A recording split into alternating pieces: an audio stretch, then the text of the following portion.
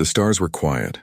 Far from the busy heart of the galaxy near the edge of human space, the science vessel Horizon floated in the dark. It moved slowly, like a whisper through the night. Captain Laura Dean stood on the bridge.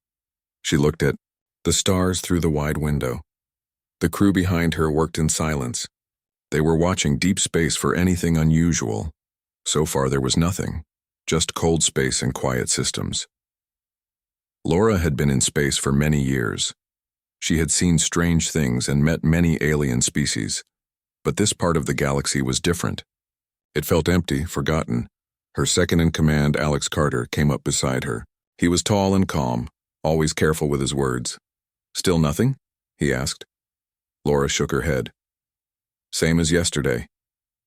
Then a sound broke the silence, a soft beep from the communication station. The young officer, Mia Clark, sat up straight. "Captain, I'm picking up a signal," Mia said. Laura turned. "From where?" "Unknown system," Mia replied. "Very weak. Old format. Human." Laura walked to the console and looked at the data.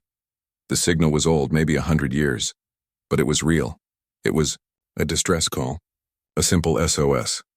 It had been repeating over and over again, forgotten by time. "Plot a course," Laura said. "Let's see where this came from." Kyle Brennan, the ship's lead engineer, frowned. "Captain, we're not supposed to go that far out. That's near the old war zones." "It's a human signal," Laura replied. "We need to know who sent it and why." The Horizon turned slowly and jumped into faster-than-light travel. The stars stretched, and the ship vanished from its place. Hours later, the ship dropped out of FTL near a dead planet. The system had no name. The planet was gray and broken. Orbiting around it was debris, pieces of metal, broken satellites, and old ship parts. "This used to be a colony," Alex said. He looked at the scans. "But nothing's alive down there." "Wait," Mia said. "The signal is coming from one of the objects in orbit." "Put it on screen," Laura ordered. The image changed. A large piece of metal floated slowly in space. It was shaped like a warship, but old. Very old, covered in dust and time. "That's not a science ship," Kyle said. "That's military. One of ours, from the expansion era." "How is it still powered?" Laura asked. "No idea," Kyle said. "But it's giving off a low-energy signal. Something is still working inside." Laura thought for a moment. The Concord, the alien group that controlled the galaxy's peace, had forbidden humanity from using warships. After the old wars, humans were allowed only science and trade ships. Warships were locked away or destroyed. "We're not here to fight," Laura said, "but we need answers. Get a team ready. We're going over." An hour later, Laura, Kyle, and 2 others floated across space in a shuttle. They reached the old ship and entered through a small hatch. The inside was dark and cold. "Lights still work," Kyle said, flipping a switch. The hallway lit up with a dim blue glow. Everything was dusty. Old uniforms, sealed doors, empty rooms. "Looks like the crew left in a hurry," said Nina Brooks, one of the security officers. "Or they never left," Laura replied. In the control room, they found the source of the signal. A small console was still working. It was old but alive. A voice spoke softly from the speaker. "This is Echo 1. Colony under attack. Request immediate assistance. We will not survive." Laura listened closely. The voice was human, female, tired and scared. "We need to take this back to the Horizon," she said. Back on the ship, Kyle studied the data. This was sent during the War of Expansion. The colony refused to leave when the Concord ordered all humans out of this zone. They stayed, they fought, and they lost. "Then why is the signal still playing?" Laura asked. Kyle looked uneasy.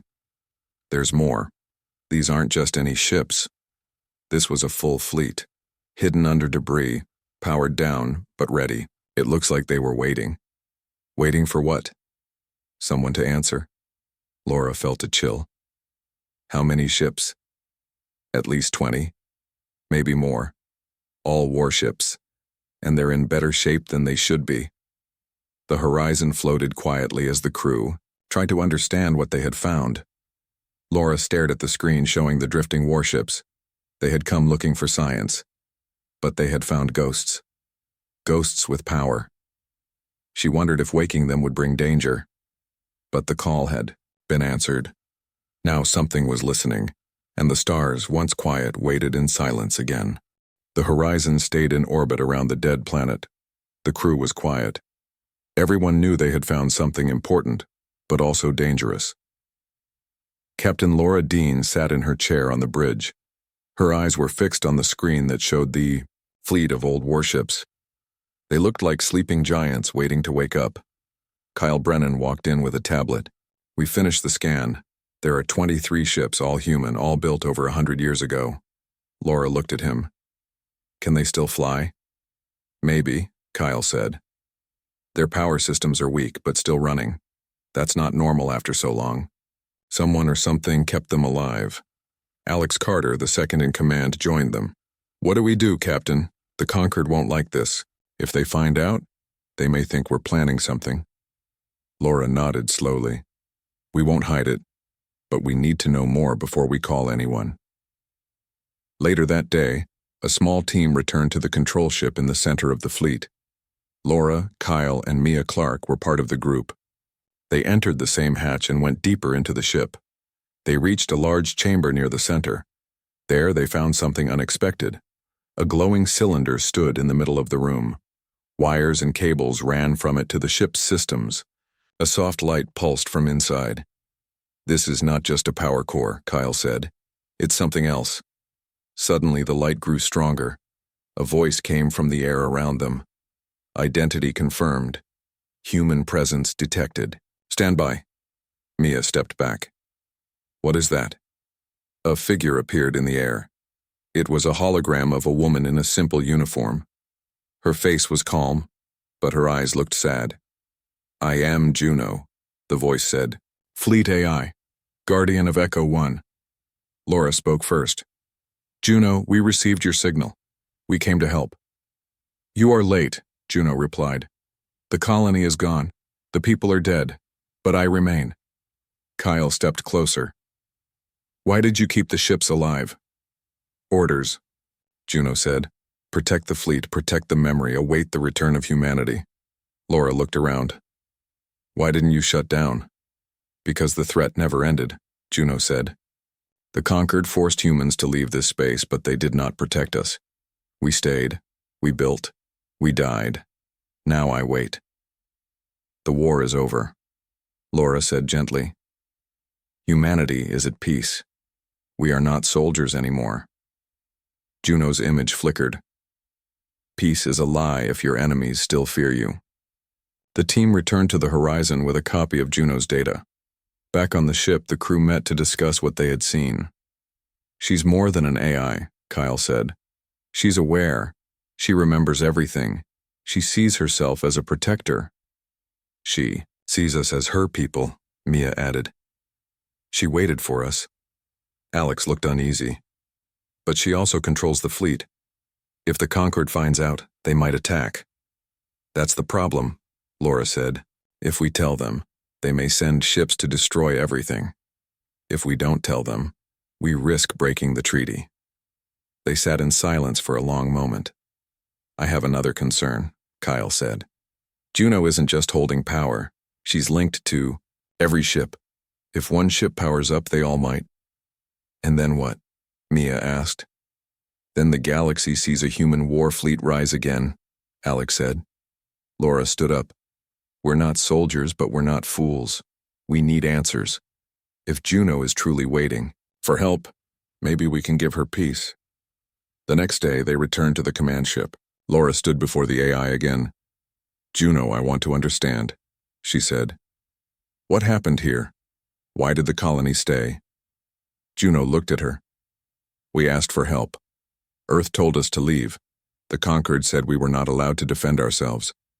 But the danger was real. Raiders came. Aliens who hated humans. They burned our homes. We fought back. We built the fleet in secret. And no one came. Laura whispered. No one came, Juno said. So I became what they needed. The last guard. The final voice. The war ended, Laura said. But you never got the message. Perhaps, Juno said. Or perhaps the war only ended for those who could afford peace. Laura felt the weight of Juno's words. The past had not been kind.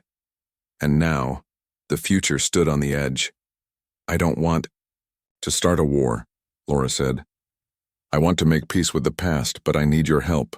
Juno was silent for a long moment. Then she spoke.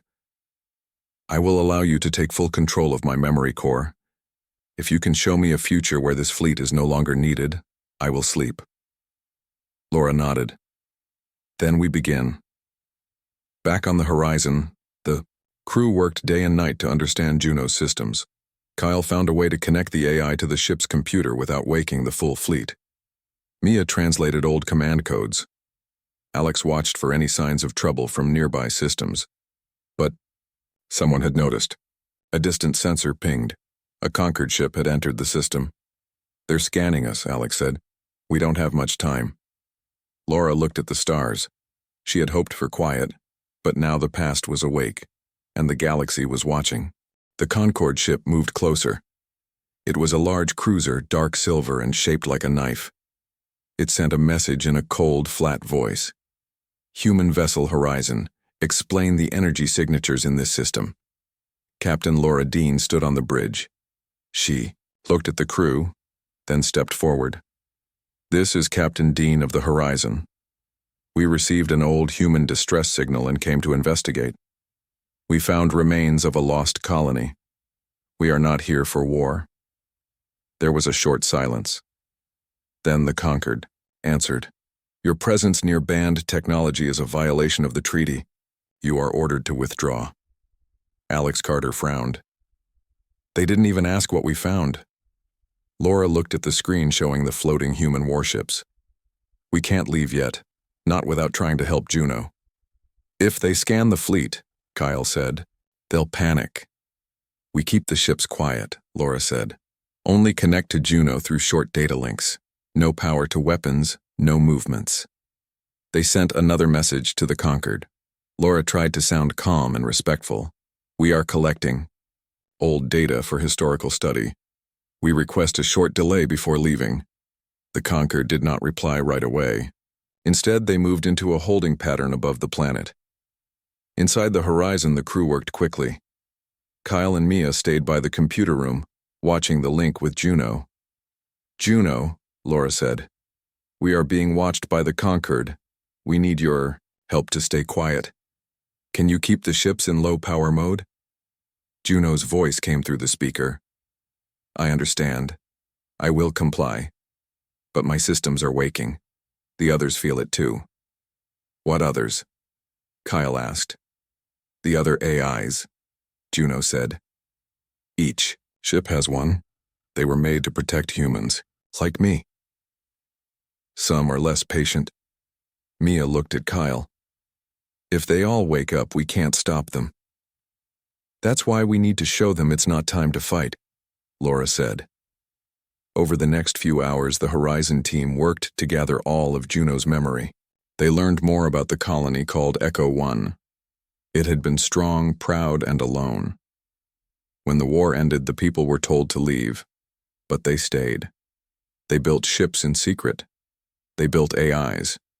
They believed no one would come for them, so they prepared to survive. Juno shared images of children playing in dusty streets, of families watching the stars, of the first ship launches. Then the attacks came, small at first, then more brutal. The Concord did not protect them, so they fought alone. They became ghosts, Alex said. And no one remembered.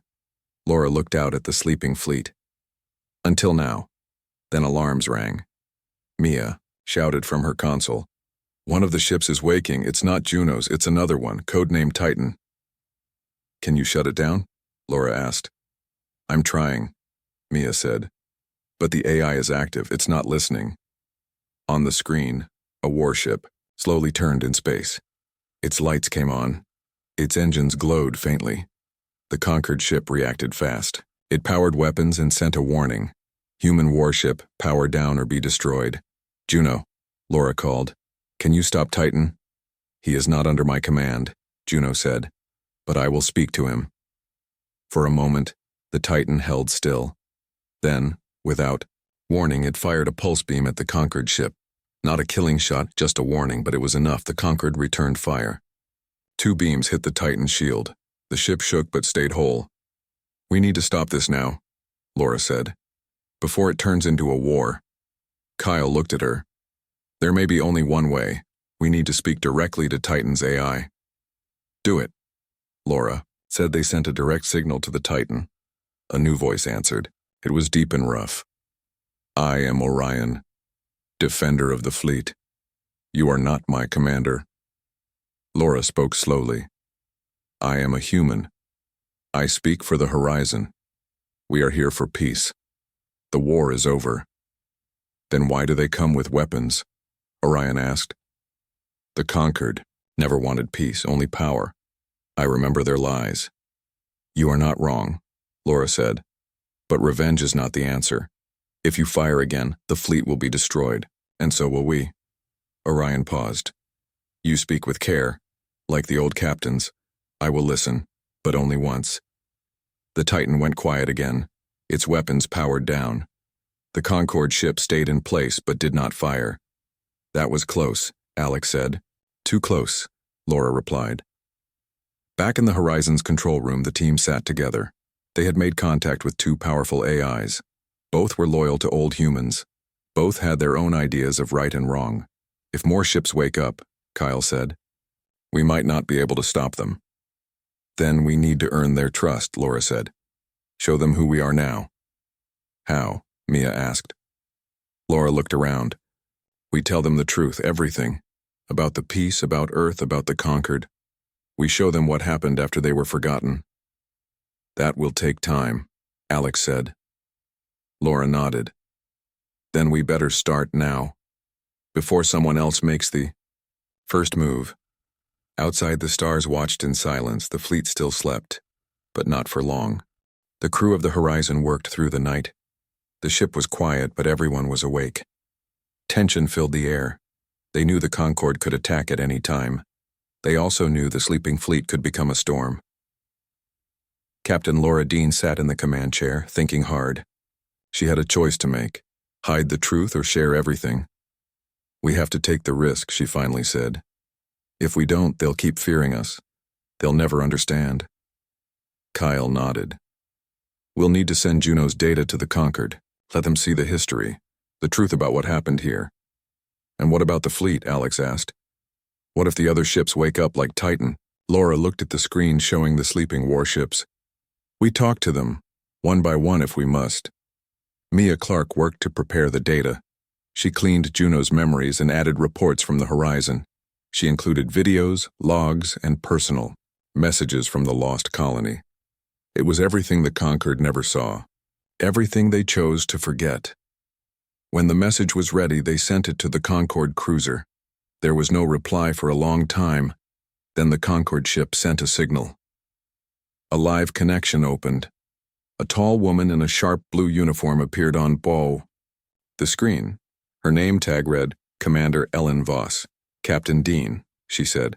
Your report was surprising. Laura stayed calm. It is the truth. The colony was abandoned. The fleet was built to survive. We are not hiding anything. Commander Voss looked serious.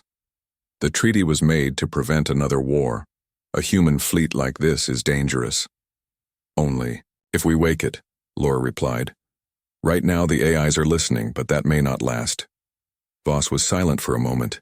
Then she said, we will not attack. For now. But this matter must go to the Concord Council. The connection closed. That's the best we could hope for, Alex said. Now we wait, Kyle added. While they waited, they worked. They spoke with Juno often. She helped them understand the other ships. Each had its own AI. Each had its own pain. Laura and her team sent messages to the other ships, asking for talks. Some AIs answered. Others stayed silent, but none attacked. One by one, the AIs began to listen. The horizon became a place of peace. Humans and machines spoke about the past, about choices, about mistakes. The AIs learned what had happened to Earth, to the conquered, to all the people who had once left them behind. Orion, the AI of Titan, joined the talks too. He spoke in slow, heavy words. I was made to fight, but now I see there's no one left to fight for. There is, Laura said. There's us, the ones who came back. More time passed. Then a message came from Juno. A ship is entering the system. Not conquered, not human, unknown type. The crew rushed to the bridge. On the screen they saw a long black ship with red lights. It moved like a shadow, fast and silent. Who are they? Mia asked. They match the old Raider signals, Kyle said. From Juno's memories, the same ones who attacked Echo 1. After all this time, Laura said softly, they're back. The conquered cruiser sent a warning to the new ship. It was ignored. The black ship powered its weapons. Shields up, Alex said. Before anyone could fire, the sleeping fleet woke. One by one, lights came on. Power flowed. Engines glowed. The warships moved into position. The AIs had made their choice. Juno's voice came through. We remember the enemy. We will protect you. The black ship fired first. A beam hit one of the old human ships. Its shield flared, but held. Then the fleet answered. The sky lit up. Red. Blue and white beams crossed space. The black ship tried to escape, but the warships moved with skill and power. In minutes, the enemy was destroyed. Silence returned. The Concorde ship sent another message. Captain Dean, explain what just happened. Laura stood. They made a choice. They protected us. That is their purpose. Commander Voss appeared again. This time, her voice was softer. The council will still decide. But maybe we were wrong to fear them. Maybe the past has something left to teach us. The screen went dark. That night, Laura stood on the observation deck. She looked at the stars. Kyle joined her. Do you think they'll let us keep the fleet? He asked. I don't know, Laura said. But I think we gave them something to think about. Behind them, the horizon floated among the warships. Old guardians of a forgotten world. No longer lost. No longer silent. For the love of the stars, they had returned. The horizon floated quietly among the ancient warships. Days had passed since the black enemy ship was destroyed. The conquered ship had stayed nearby, watching. The old human fleet had returned to standby mode, but their eyes were open now. The AIs were no longer asleep. Captain Laura Dean walked into the command room. Her crew was already at their stations. Kyle, Mia, and Alex looked up as she entered. We just received a message from Earth, Kyle said. The Conquered Council has made their decision. Laura took a deep breath. Let's hear it. Kyle played the message. It was short and clear. The human fleet near Echo 1 will not be destroyed. It will remain under observation. A neutral group will study the ships, the AIs, and their behavior. The Horizon and her crew will serve as a bridge between the conquered and the fleet. Mia smiled. That's not bad. They didn't shut us down. Alex added. They want to see what the AIs do next. They're curious, Laura said, and maybe a little afraid. But this is our chance. She looked at her crew. We've started something here. Something that could change everything. Outside, the warships held their positions. They didn't speak much, but they listened. The AIs had seen that the world had changed. Some were still angry. Some were sad. But they all watched, waiting. That evening, Laura walked into the Horizon's meeting room. The screen on the wall showed Juno's soft blue glow. Juno, she said. How are the other ships feeling? Juno answered gently. Many are quiet. Some are thinking. Orion is still cautious. Others are asking questions about Earth, about peace. Laura nodded. We'll answer everything. We'll help them understand. But it will take time. We are patient, Juno said. We waited 100 years.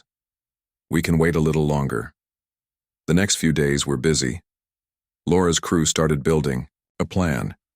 They worked with Juno and the other AIs. They created a place inside the horizon where AIs could speak with humans safely. One by one, the ships connected. They shared stories, pain, old battles, lost friends. The AIs told tales of their captains, of the children they once protected, of the skies they once flew. Mia cried during one of the stories. It was about a little girl who sent daily messages to her father's ship long after he was gone. The ship never answered until now. She believed he would return, the AI said. And I believed it too. We believe you can still protect, Laura said. Not with weapons, but with your hearts. Slowly, the AI started asking new questions. Not about war, but about music, learning, and travel. They wanted to see Earth. They wanted to fly again, but not for battle. Orion spoke again. This time his voice was calmer. I would like to visit the stars. Not for war, for peace, for wonder. You will, Laura promised. Together. Then, something unexpected happened. One of the smaller warships, a scout called Vega, asked for something new. I wish to carry humans again, it said. I was made to serve. Let me serve with joy. Laura's team met to discuss it. After many talks, they agreed. Vega was given a small human crew. It flew beside the horizon, learning new things, seeing new worlds. News spread across the Concord. Some people feared the old ships. Others wanted to see them. A few ships were invited to visit peaceful colonies. Their AIs showed kindness. They shared data and helped fix broken systems. They were not weapons anymore. They were partners. Back at Echo 1, the wreckage of the colony was turned into a memorial. The Horizon's crew built a simple stone marker. It said, "They were never forgotten.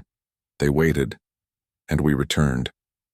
One night, Laura stood alone at the edge of the station. She looked at the stars and thought about everything that had happened. She remembered the fear, the fights, and the voices of the lost. Kyle joined her, holding 2 mugs of coffee. He handed her one. Did you think it would end like this, he asked. Laura smiled.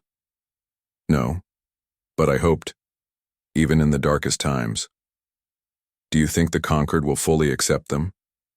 Someday, Laura said. Trust takes time.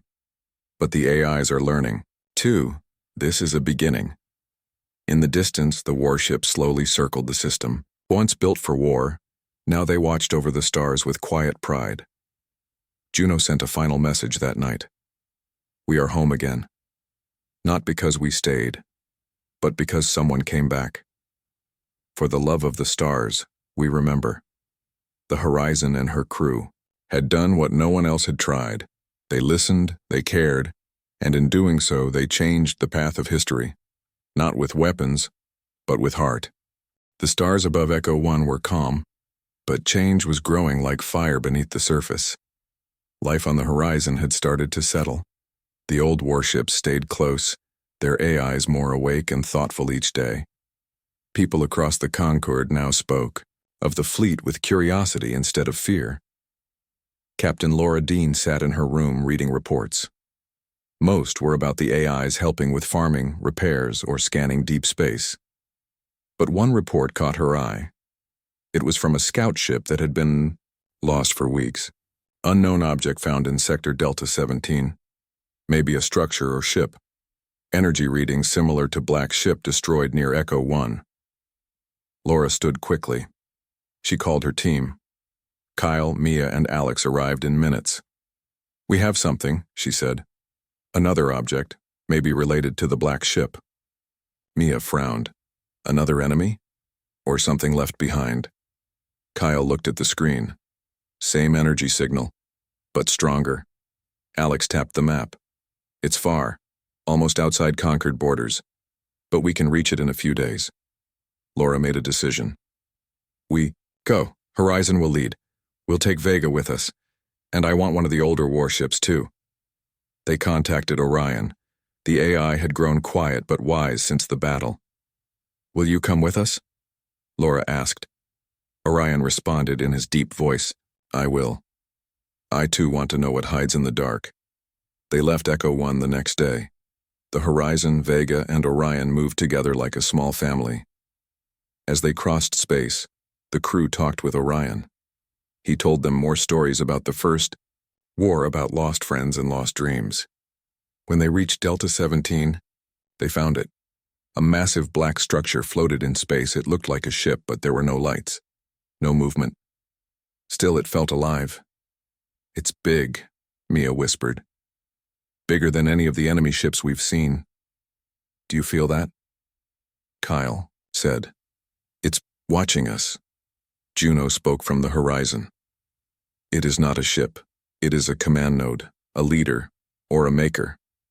Laura stared at the screen. "Can we talk to it?" "It is old," Juno said, "and angry. I can try."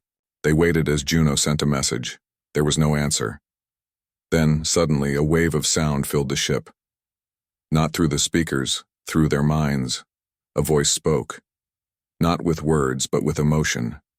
Pain. Hate. Loneliness. "They remember us," Orion said. "The ones we fought before. They left this behind. A last echo." The black structure powered up. Red lights lit across its surface. "Shields up," Alex shouted. "We're not attacking," Laura said. "Hold fire." The structure sent another wave. This one was stronger. The horizon shook. Vega's systems blinked.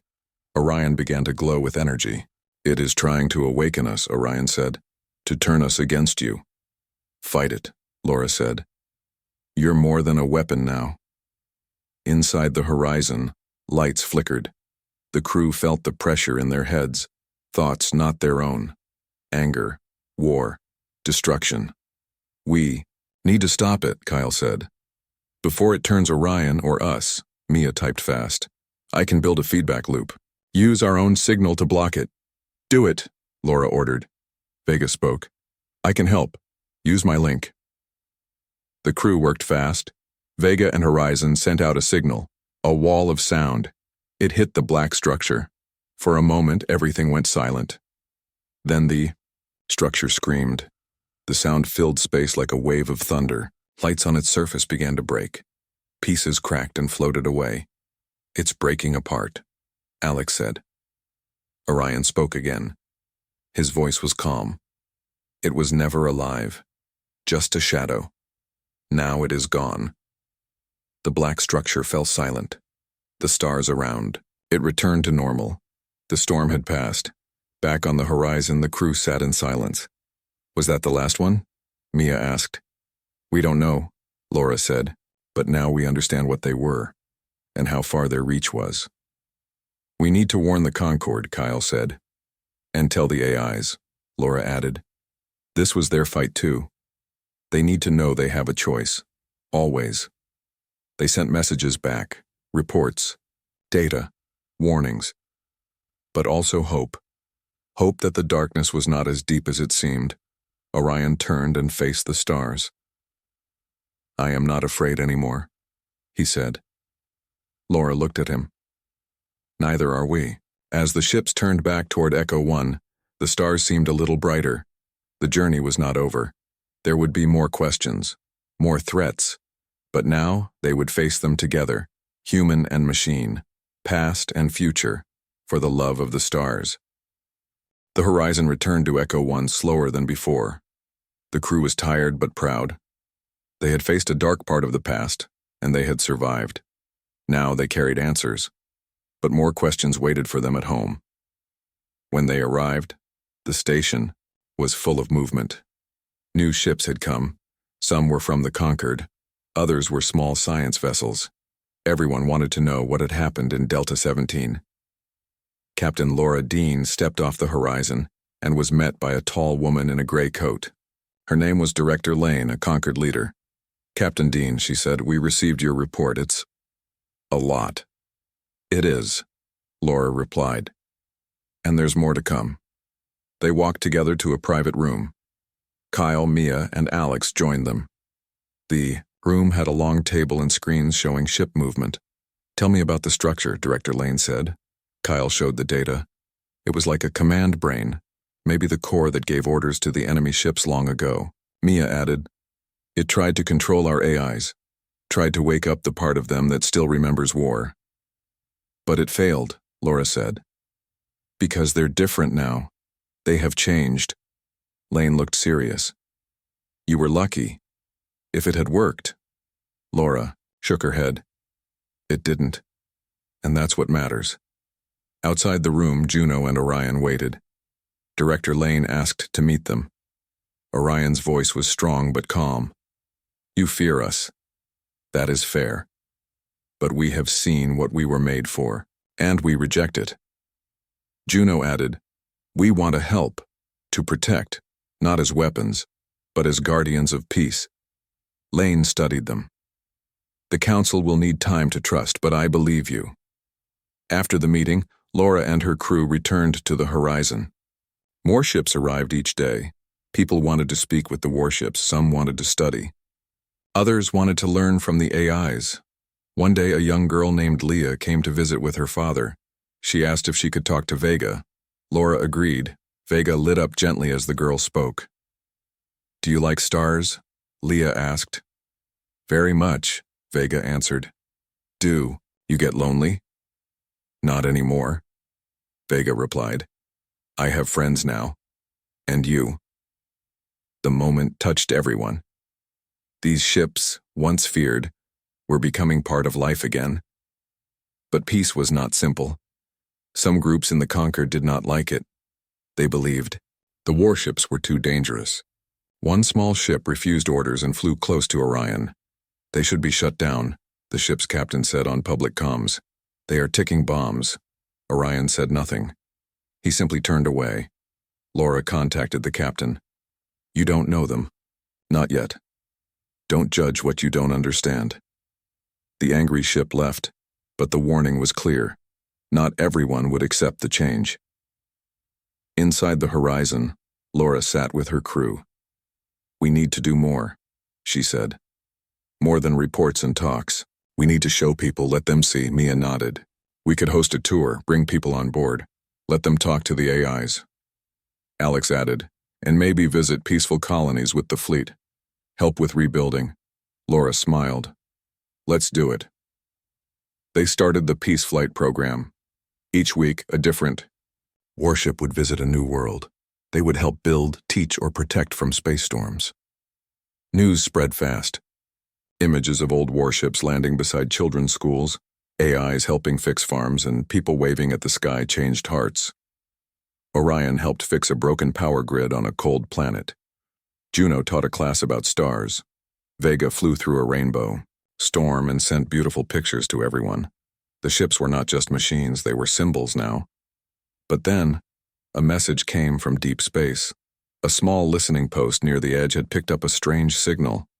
It was weak, but it sounded familiar. Laura and her crew listened. It was a cry for help. A voice not human, not AI, but something else.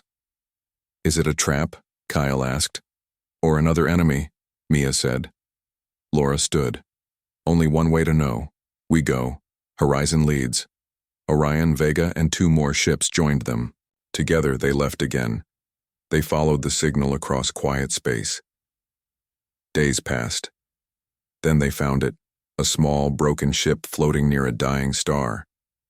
The ship was alien, not human, not like the black ships. It was old, damaged, and weak. But inside was life, a single being frozen in sleep. They brought it aboard carefully. The being looked peaceful, humanoid but different. Its skin was silver blue, its body thin and light. Juno scanned it. Not like anything we've seen, but not hostile. Just alone. The being woke slowly. It looked at Laura and her team, eyes wide. Then it spoke, softly. Are you the ones who stopped the dark? Laura blinked. Yes, we are. The being smiled. Then there is still hope. They learned the being came from a lost race.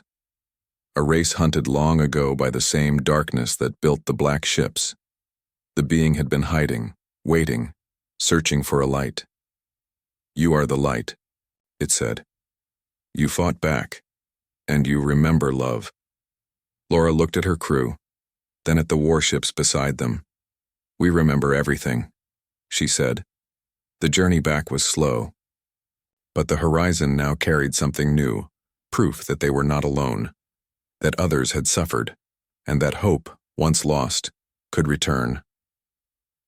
In the end, they did not just save a fleet of machines, they saved the stars themselves.